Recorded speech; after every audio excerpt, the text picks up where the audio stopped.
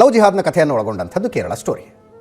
ಅಂದರೆ ಪ್ರೀತಿ ಹೆಸರಿನಲ್ಲಿ ಬುಟ್ಟಿಗೆ ಹಾಕ್ಕೊಂಡು ಮೋಸ ಮಾಡಿ ಕನ್ವರ್ಷನ್ ಮಾಡಿ ತಮಗೆ ಬೇಕಾದಂಗೆ ಬಳಸಿಕೊಳ್ಳಲಾಗತ್ತೆ ಬೇರೆ ಬೇರೆ ಧರ್ಮಗಳ ಹೆಣ್ಣು ಮಕ್ಕಳನ್ನು, ಅದು ಕಥೆ.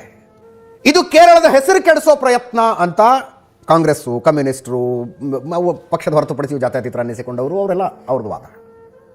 ಸಿನಿಮಾದ ಪರವಾಗಿರುವವರು ಯಾರು? ಬಿ ಜೆ ಪಿಯವರು ಪರವಾಗಿದ್ದಾರೆ, ರೈಟ್ ವಿಂಗ್ ಸಂಘಟನೆಗಳವರು ಇದ್ದಾರೆ. ಇದ್ದಿದ್ದಂಗೆ ತೋರಿಸಿದ್ದಾರೆ, ನಿಮಗೇನು ಸಮಸ್ಯೆ ಅಂತ. ಕಮ್ಯುನಿಸ್ಟ್ ಮುಖ್ಯಮಂತ್ರಿಯೊಬ್ಬ ಕೇರಳದಲ್ಲಿ ಲವ್ ಜಿಹಾದ್ ನಡೀತಾ ಇದೆ ಅಂತ ಮೊಟ್ಟ ಮೊದಲಿಗೆ ಹೇಳಿದ್ದು.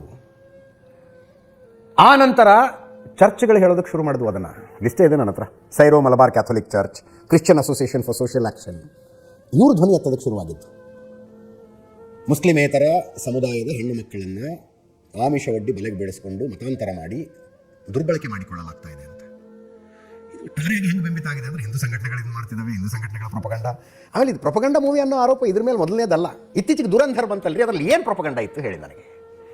ಪಾಕಿಸ್ತಾನಕ್ಕೆ ಭಾರತದ ಬೇಹುಗಾರನಾಗಿ ಹೋದಂಥವನು ಅನುಭವಿಸುವಂಥ ಅನುಭವಗಳ ಕಥೆ ಅದು. ಪಾಕಿಸ್ತಾನಕ್ಕೆ ಹೋದಂಥ ಬೇಹುಗಾರ, ಅದನ್ನೂ ಪ್ರೊಪಗಂಡ ಸಿನಿಮಾ ಅಂದರು. ಕಾಶ್ಮೀರ್ ಫೈಲ್ಸ್ ಬಂತಲ್ಲ, ನಾನು ತುಂಬ ಜನ ಅದನ್ನು ಹೇಳಿದವರಿಗೆ ಚಾಲೆಂಜ್ ಮಾಡಿದೆ.